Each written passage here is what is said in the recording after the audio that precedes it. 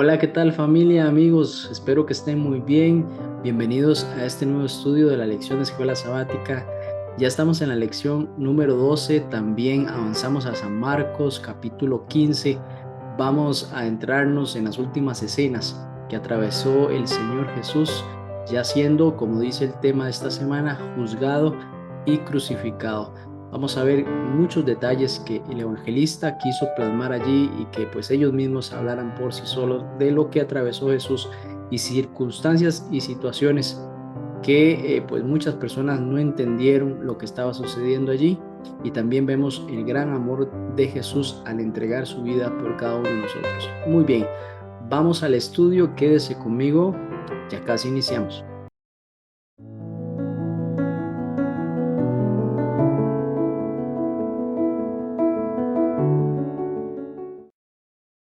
Muy bien, muchas gracias por continuar. Vamos a orar para iniciar. Acompáñeme.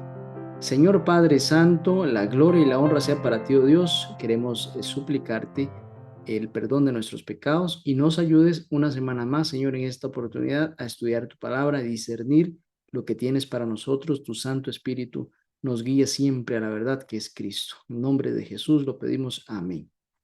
Texto para memorizar, Marcos capítulo 15, versículo 34. Allí lo tiene en su pantalla, ¿cómo no? Dice así la palabra del Señor. Jesús hablando, dice, y a la hora novena Jesús exclamó a gran voz, Eloi, Eloi, lama sabactani, que quiere decir, Dios mío, ¿por qué me has desamparado? Vemos aquí un momento muy impactante cuando Cristo está en la cruz, siente la separación con su Padre. La Escritura dice que Dios lo hizo pecado. Esto percibió él, esa separación con su Padre, pues él cargó los pecados de todo el mundo, toda la maldad de los seres humanos que ha existido y existirá, la llevó Cristo sobre sí. Por eso esa separación y esa angustia, y lo resume en un desamparo de su padre. Le hace esta pregunta: ¿por qué me has desamparado? Qué tremenda reflexión, qué solemne este momento en la vida de Cristo. Marcos capítulo 15, versículo 34. Muy bien, Marcos 15 es el corazón del relato de lo que hemos denominado la pasión. Estos últimos momentos se resumen en este capítulo, el capítulo 14, no más de una semana de la vida de Cristo. Allí pues se presenta este juicio que le hacen a Jesús injustamente. Hay una condena, por supuesto, injusta también. Además, sumamos la burla de los soldados, la crucifixión dolorosa, su muerte y ahora un traslado al sepulcro, la tumba, ¿no? En este capítulo que vamos a estudiar, el capítulo 15, los eventos son presentados con mucho detalle, con mucha nitidez. Podemos entender que el autor quería hacer énfasis en que estos hechos casi se explicaran por sí solos. La profundidad de lo que ahí estaba sucediendo, el relato tenía que impactar, como no, al lector. Un actor importante en estos últimos eventos es la ironía. Va a jugar un papel importante a lo largo de todo este capítulo. Es importante que definamos claramente en qué consiste. Bueno, la ironía contiene al menos tres componentes. El primero son dos niveles de significado, es decir, va a significar una cosa para alguien y otra cosa para otra persona. También podemos claramente decir que estos dos niveles están en conflicto uno con el otro, es decir, contrastan el significado. Y en tercer lugar, alguien no percibe la ironía. Hay una ironía, pero alguien no está viendo que eso existe allí. No reconoce, pues, entonces lo que está sucediendo y no sabe que, siendo parte de eso, va a sufrir consecuencias de lo que ahí está pasando. Esta semana vamos también a estudiar la pregunta que le hizo Pilato, un hombre pagano, un hombre con poder ahí en el pueblo romano. ¿Eres tú el rey de los judíos? Una pregunta muy importante. También pasamos por la burla de los soldados romanos. Posiblemente no sabían quién era Jesús, algunos de ellos. También el texto que se escribe encima de la cruz Y también hay burla de los líderes religiosos, jamás mostrando un espíritu por el cual ellos decían que iban en nombre de Dios, completamente contrario a lo que las escrituras enseñan. Decían, por ejemplo, a otro salvó, a sí mismo no puede salvarse. También llegamos a esa inesperada aparición de un hombre que se llama José de Arimatea, un seguidor de Cristo que estaba un poco oculto, pero que tenía también la posibilidad de costear el lugar donde Cristo iba a ser sepultado. Así que, bueno, también vemos y entendemos que hay dolorosas ironías, dolorosos momentos, pero además podemos claramente asegurar que revelan poderosas verdades acerca de la muerte de Jesús y de lo que pues esto significa para los de entonces, pero también para usted y para mí. Vamos a avanzar en el estudio.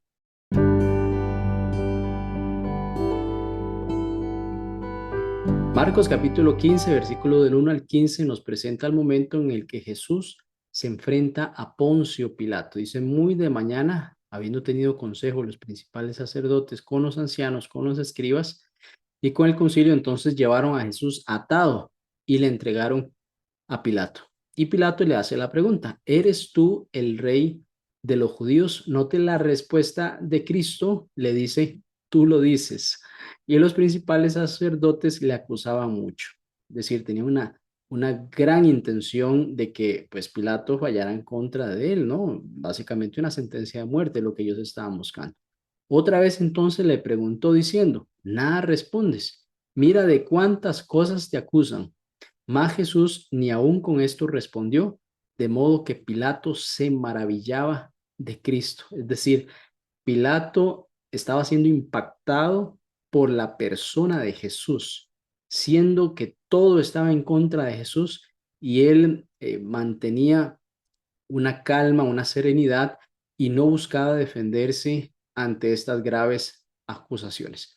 Ahora bien, en el día de la fiesta le soltaban un preso. Había una tradición de soltar un prisionero en el tiempo de Pascua, cualquiera que pidiesen. Interesante, ¿no? Y había uno que se llamaba Barrabás, preso con sus compañeros de motín que habían cometido homicidio en una revuelta. Eran unos rebeldes, eran personas que trajeron problemas a la sociedad romana y por eso estaban ahí inclusive sentenciados. Y viniendo la multitud, comenzaron a pedir que hiciese como siempre se les había hecho. Es decir, la sociedad empezó a presionar al poder político instigado por el poder religioso. Pilato entonces responde, ¿queréis que os suelte el rey de los judíos? En pregunta, porque conocía que por envidia le habían entregado a los principales sacerdotes. Note que un hombre pagano, sin principios pues religiosos, si podemos llamarlo en el contexto de los hebreos y los israelitas, rápidamente se dio por enterado, conoció que estaban trayendo a este hombre porque le tenían envidia los religiosos que dirigían al pueblo de Israel. 11 más los principales sacerdotes entonces incitaban a la multitud para que le soltase más bien a Barrabás. Y Pilato responde, les digo otra vez, ¿qué pues queréis que haga al que le llamáis rey de los judíos? De forma irónica, está presentando a Jesús no acreditando lo que los sacerdotes le están dando, pero sí de una forma irónica se le está devolviendo el título a estos que lo acusan. Y ellos volvieron a dar voces, crucifícale. Pilato les decía, ¿por qué mal ha hecho este hombre?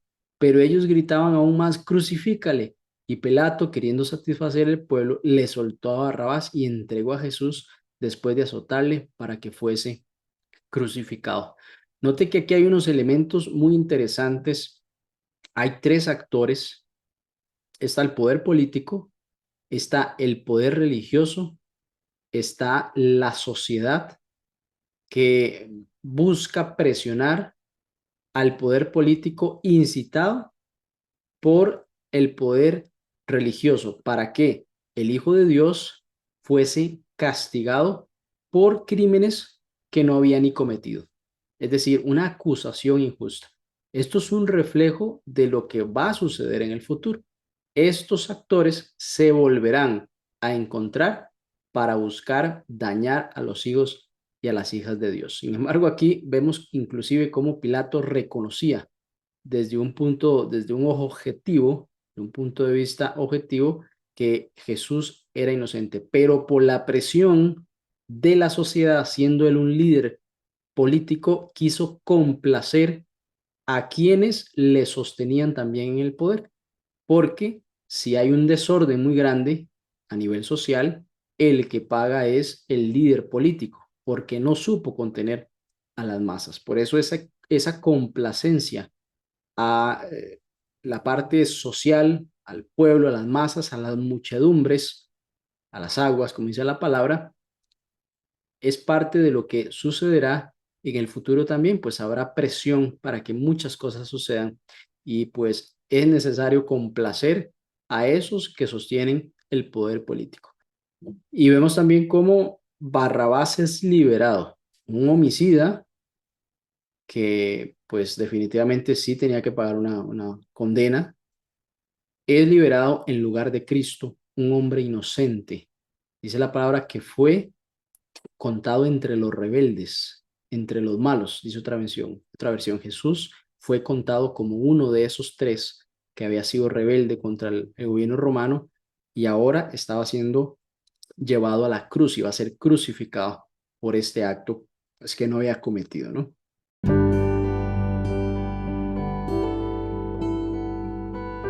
Seguimos con el relato de Marcos capítulo 15, donde dice que Pilato, queriendo satisfacer al pueblo, le soltó a Barrabás y entregó a Jesús después de azotarle para que fuese crucificado. Note la presión del pueblo al lograr que un homicida sea cambiado por un hombre que es inocente a todas luces para Pilato, siendo el poder político, pero debía satisfacer a las masas. Este azote que recibió Jesús realmente fue algo muy fuerte. Los soldados anticipaban la muerte en la cruz con muchos azotes, se turnaban inclusive por el cansancio que podía sentir uno de esos soldados.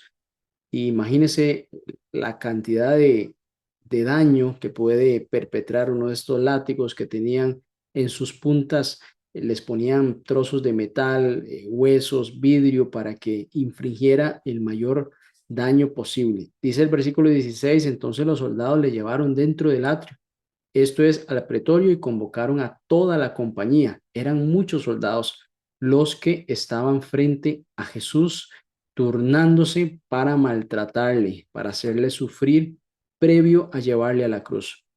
Y le vistieron de púrpura y poniendo una corona tejida de espinas, comenzaron luego a saludarle, salve rey de los judíos. Aquí viene la parte irónica, así como Pilato le había presentado al pueblo al rey de los judíos siendo Jesús, pero lo hacía de forma irónica. Aquí también los soldados de forma irónica le dicen salve rey de los judíos. La ironía es que en realidad Jesús sí podía salvarlos.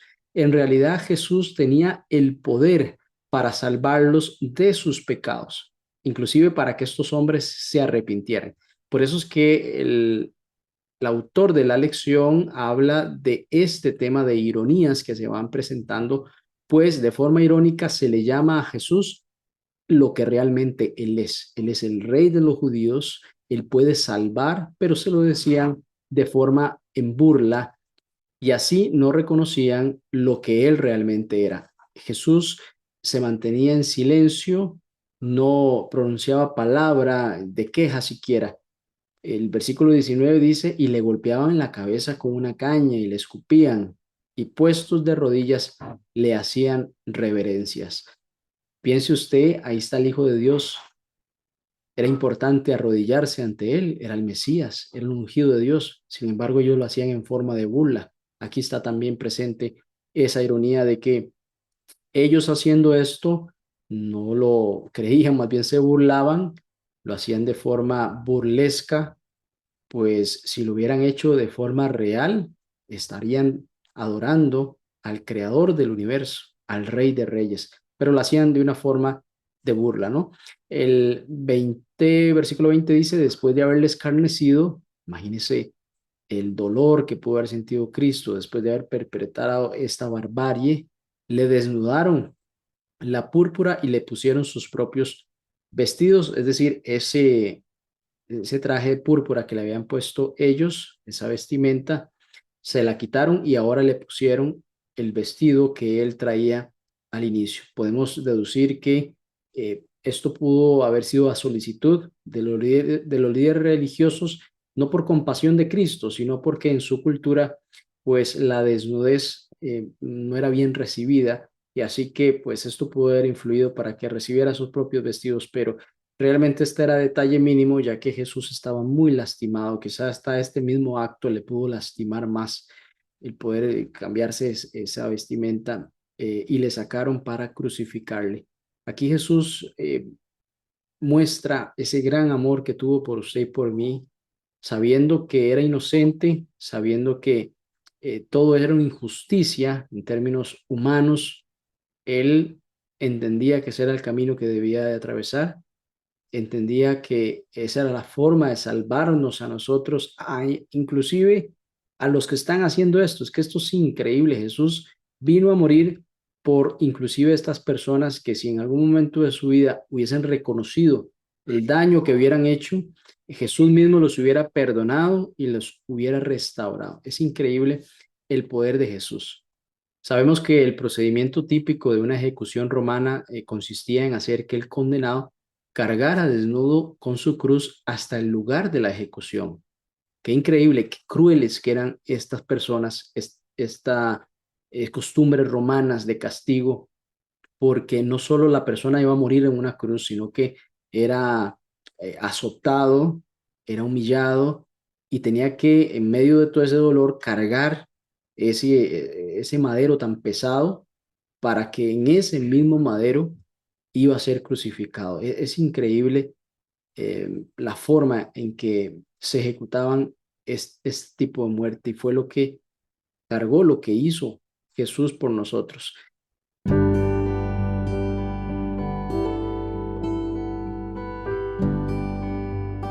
Vamos a centrarnos del versículo 21 al 38. En este momento, el relato de la pasión de Jesús. Jesús es una víctima silenciosa, controlada por gente empeñada prácticamente en su muerte. Eso era lo que querían las personas que habían pedido el cambio de él por Barrabás. A lo largo del Evangelio, lo que hemos visto y hasta el momento de su arresto, él siempre estuvo a cargo de la acción. La gente lo seguía, él sanaba, él decía, él guiaba, él mostraba y enseñaba. Ahora, en cambio, Jesús es el objeto de la actividad de otros, de otras personas malvadas, que buscan únicamente el dolor y el sufrimiento de él. Aunque Jesús era un robusto predicador, itinerante, la flagelación que él había recibido, sumada también a la falta de alimento, de sueño, esto lo agotaron al punto que ya no tenía fuerzas para cargar la cruz que debía de llevar después de ser latigado hasta el Gólgota, el monte donde esa cruz iba a ser puesta.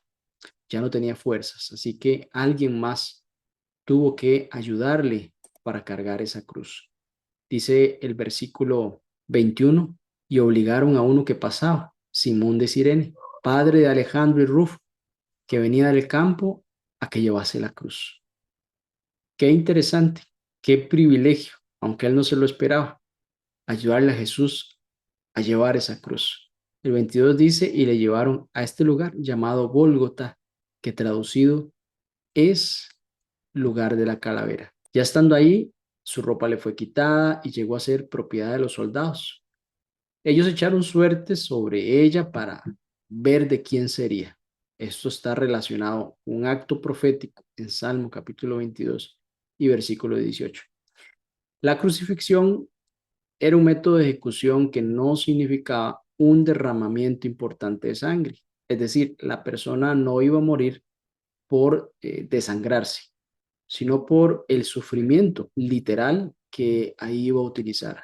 Por ejemplo, los clavos utilizados para fijar a una persona en la cruz atravesaban probablemente las muñecas y no la parte centro de la palma, sino las muñecas. Así que la persona colgada en la cruz no iba a morir desangrada, sino que la respiración iba a ser sumamente dificultosa. El cuerpo hacia arriba, usando como apoyo los pies que están clavados, y flexionando sus brazos, lo cual iba nuevamente a provocar un dolor atroz. Pero ese dolor atroz iba a significar una pequeña bocanada de aire, lo que Cristo podía obtener estando en esa posición. Vemos entonces cómo Jesús fue víctima de burlas, de humillaciones tremendas durante la crucifixión. Es decir, no solo había un dolor, ni había una sofocación por estar ahí colgado, sino también era constante la humillación que él recibía. También vemos cómo en Marcos, durante todos los capítulos anteriores, se caracteriza por un motivo, un tema teológico que revela, pero a la misma vez guarda un secreto, según el que Jesús le pide a las personas que guarden silencio acerca de quién es Él. Así que consecuentemente, títulos cristológicos como Señor, Hijo de Dios y Cristo no aparecen con frecuencia en este Evangelio. Pero este elemento que Cristo pedía a las personas que no dijesen, que guardaran silencio acerca de eso, se hace evidente estando ya en la cruz. Llama la atención como una de las burlas que destacan en este capítulo el capítulo 15, en el versículo 31, por ejemplo, es: a otro salvó, a sí mismo no pudo salvarse. Están mostrando cómo Cristo efectivamente a otro salvó. Se lo están reconociendo. Ahora, el que no pudo salvarse a sí mismo significa también que a otros él sigue salvando, porque el morir allí y no bajar de esa cruz significa que usted y yo podemos ser salvos de nuestros pecados. Irónicamente, ellos están reconociendo que Cristo es el Salvador, porque al no bajar de allí es porque nos está salvando a todos. Además que ya había salvado a otras personas. Por eso la ironía va más allá, pues la razón por la que no podía salvarse o no quería hacerlo era porque estaba salvando a otros.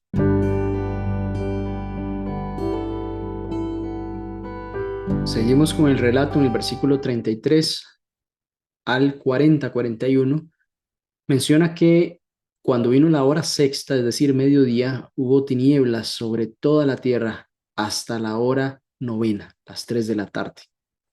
Yo no sé qué pudieron haber pensado los hombres que estaban burlándose de Cristo y disfrutando de que Él sufriera a punto de morir, y observar que había tinieblas por todo lado. Dice que por toda la tierra. No sé cuál pudo haber sido su conclusión después de observar este efecto o este evento sobrenatural, precisamente porque estaba ese hombre ahí en la cruz.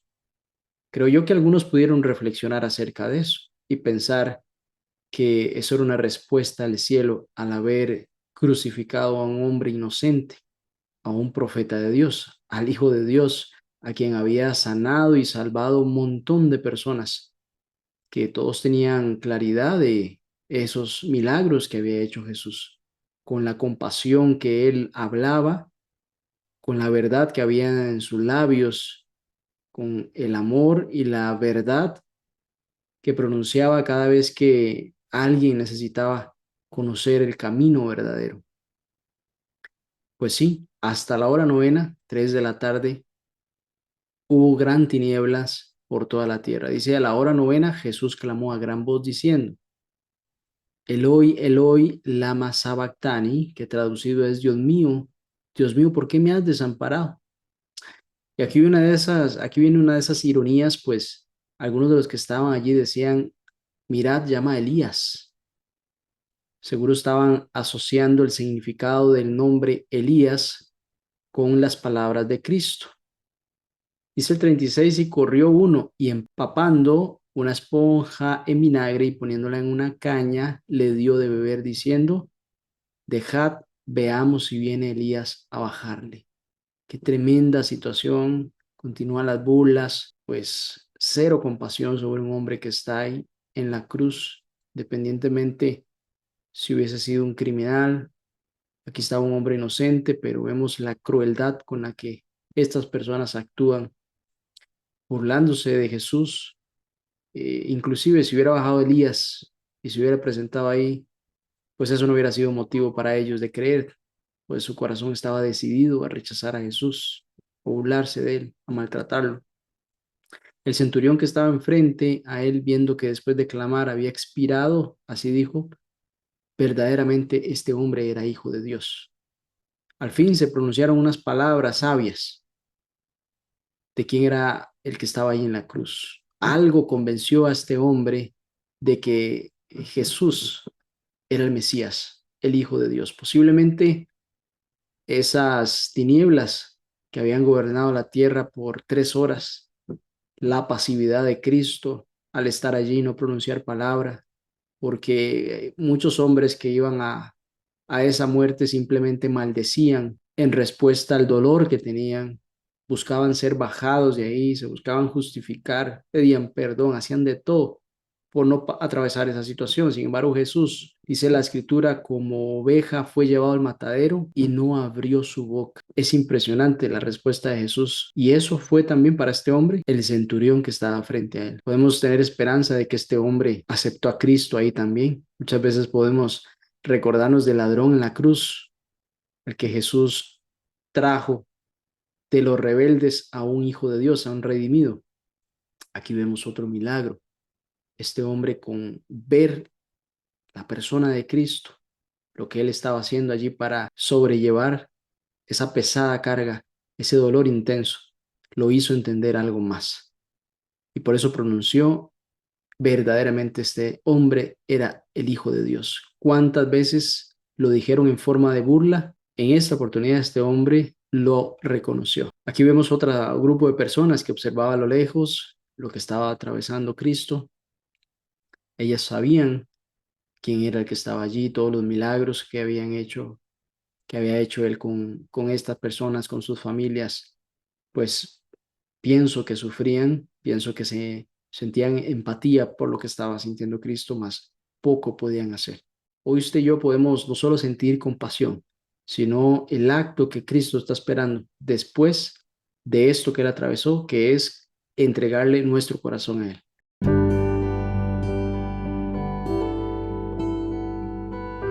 Vamos a finalizar con los versículos del 42 al 47, donde justamente ya Jesús es sepultado. Dice que cuando llegó la noche, porque era la preparación, el día de preparación, es decir, la víspera, el día de reposo, un sexto día de la semana, aparece un hombre, única vez en el Evangelio, su nombre es José de Arimatea, miembro noble del concilio.